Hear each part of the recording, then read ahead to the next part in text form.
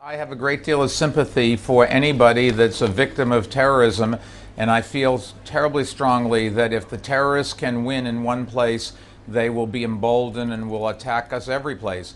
As you know, in New York City, we were attacked by Al Qaeda twice. 1993 bombing of the World Trade Center and the terrible tragedy in 2001 on September 11th when both the towers with roughly 3,000 people were brought down.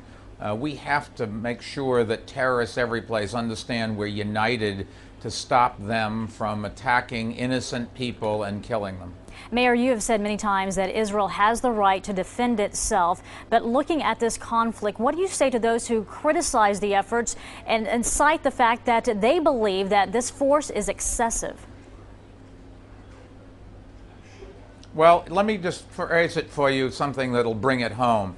If you're in your apartment and some emotionally disturbed person is banging on the door screaming, "I'm going to come through this door and kill you," do you want us to respond with one police officer, which is proportional, or with all the resources at our command?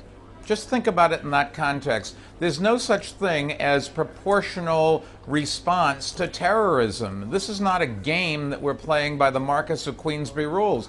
People's lives are at risk. And the fact of the matter is, since the Israelis pulled out of Gaza in 2005, Hamas, rather than trying to build up Gaza, has tried to destroy Israel for their own political purposes. Hamas is a wholly owned subsidiary of Iran, and they're trying to every day kill innocent civilians in the streets by sending rockets randomly overhead, just trying to kill as many people who happen to be in the way.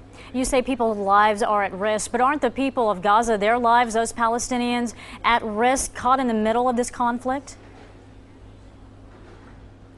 Absolutely, and if Hamas wants to continue to kill them, they're going to continue to lob rockets. But you know, it's the ultimate cowardness to launch your attack with human shields around you.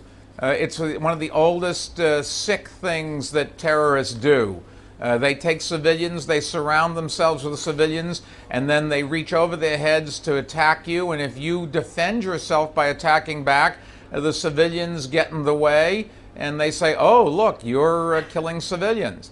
Keep in mind, there's no question what's happening here. Hamas keeps sending rockets over. They've been doing it. Israel just started their response a few days ago. Hamas has been doing this since 2005. I don't know how many days in a row you need to prove that it's one side starting all this.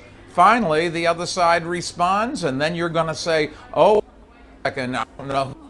First, come on." Well, let me touch on that. You said Hamas has been doing this since 2005. Let's talk about the timing of this latest conflict. There are those who criticize it, saying that Israel is doing this now before the Obama administration takes office because they feel that Israel will get a thumbs up from the Bush administration.